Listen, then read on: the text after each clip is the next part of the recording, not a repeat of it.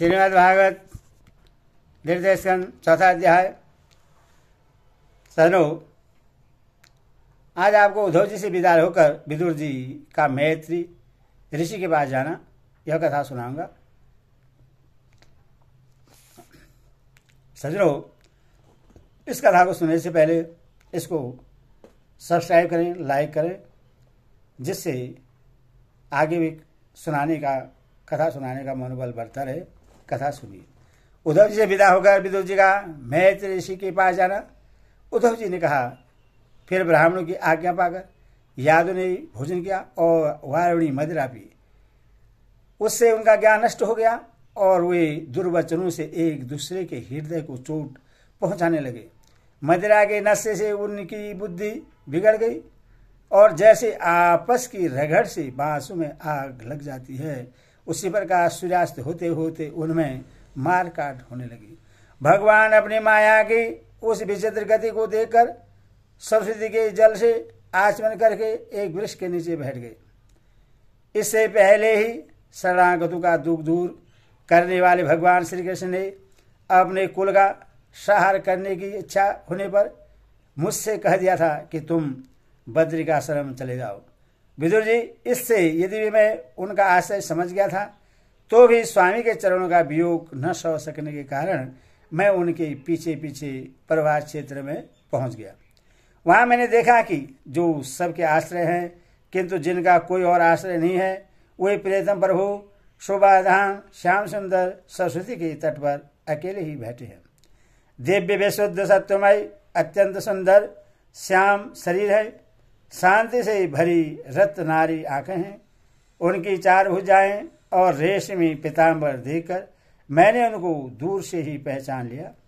वो एक पीपल के छोटे से वृक्ष का सहारा लिए बाएं जांग पर दाएं चरण कमल रखे बैठे थे। भोजन पान का त्याग कर देने पर भी वे आनंद से प्रफुल्लित हो रहे थे। इसी समय व्यास जी के प्रिय मित्र परम भागवत सिद्ध मैत्री जी लोगों में स्वतंत्र विचरते हुए वहां आ पहुंचे। मैत्री मुनि भगवान के अनुरागी भक्त हैं। आनंद और भक्ति भाव से उनकी गर्दन झुक रही है। उनके सामने ही श्री हरि ने प्रेम और मुस्कान युक्त चितवन से मुझे आनंदित करते हुए कहा। श्री भगवान कहने लगे, मैं तुम्हारी आंतरिक अभिलाषा जानता हूँ, इसलिए मैं तुम्हें वह साधन देता हूँ जो दूसरों के लिए अत्यंत दुर्लभ है। उद्धव, तुम पूर्व जन्म वसु थे। विश्व की रचना करने वाले प्रजापतियों और वसुओं के यज्ञ में मुझे पाने की इच्छा से ही तुमने मेरी आराधना की थी। साधु सवा उद्धव, संसार में तुम्हारा यह अंतिम जन्म है, क्योंकि इस समय तुमने मेरा अनुग्रह प्राप्त कर लिया है। अब मैं मृत्यु लोक को छोड़कर अपने धाम में जाना चाहता हूँ। इस समय यहाँ एकांत में तुमने अपनी अन्य भक्ति के कारण ही मेरा दर्शन पाया है, यह बड़े सौभाग्य की बात है।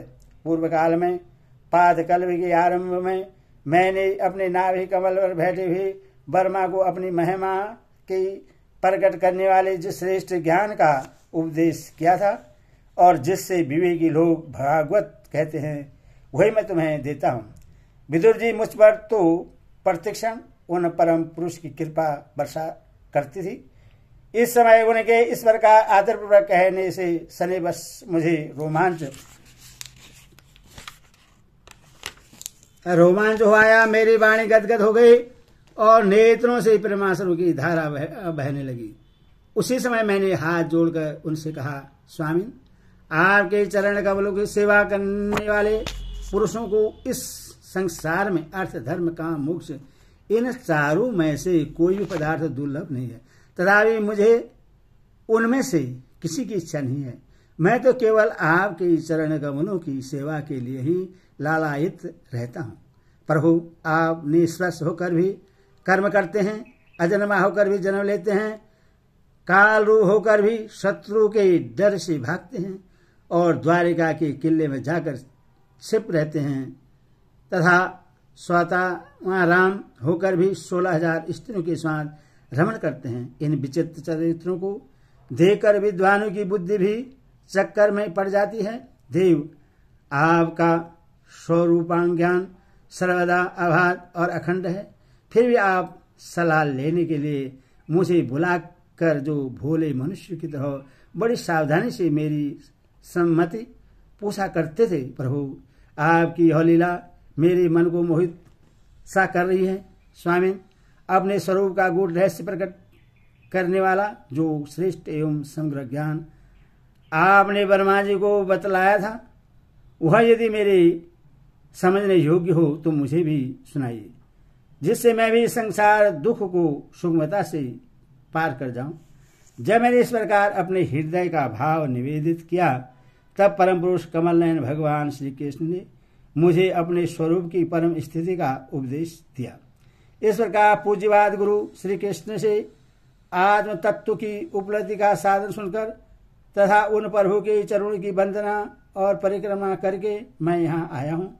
इस समय उनके विरह से मेरा चित्त अत्यंत व्याकुल हो रहा है। विदुर जी, पहले तो उनके दर्शन पाकर मुझे आनंद हुआ था, किंतु अब तो मेरे हृदय को उनकी विरह व्यथा अत्यंत पीड़ित कर रही है। अब मैं उनके प्रिय क्षेत्र बद्रिकाश्रम को जा रहा हूँ, जहाँ भगवान श्री नारायण देव और नर ये दोनों ऋषि लोगों पर अनुग्रह करने के लिए दीर्घकालीन सौम्य दूसरों को सुख पहुंचाने वाली एवं कठिन तपस्या कर रहे हैं। श्री सुखदेव जी कहते हैं, इस प्रकार उद्धव जी के मुख से अपने प्रिय बंधुओं का विनाश का ऐसा समाचार सुनकर परम ज्ञानी विदुर जी को जो शोक उत्पन्न हुआ, उससे उन्होंने ज्ञान द्वारा शांत कर दिया। जब भगवान श्री कृष्ण के परिकरों में प्रधान महाभागवत उद्धव जी बद्रिकाश्रम की ओर जाने लगे, तब कुरुश्रेष्ठ विदुर जी ने श्रद्धापूर्वक उनसे पूछा। विदुर जी ने कहा, उद्धव जी, योगेश्वर भगवान श्री कृष्ण ने अपने स्वरूप के गूढ़ रहस्य को प्रकट करने वाला जो परम ज्ञान आपसे कहा था, वह आप हमें भी सुनाइए, क्योंकि भगवान के सेवक तो अपने ही सेवकों का कार्य सिद्ध करने के लिए ही विचरा करते हैं। उद्धव जी ने कहा, उस तत्व ज्ञान के लिए आपको मुनिवर मैत्री जी की सेवा करनी चाहिए। इस मृत्यलोक को छोड़ते समय मेरे सामने स्वयं भगवान ने ही आपको उपदेश करने के लिए उन्हें आज्ञा दी थी। श्री सुखदेव जी कहते हैं, इस प्रकार विदुर जी के साथ विश्वमूर्ति भगवान श्री कृष्ण के गुणों की चर्चा होने से उस कथा मृत के द्वारा उद्धव जी का वियोग जनित महान ताप शांत हो गया।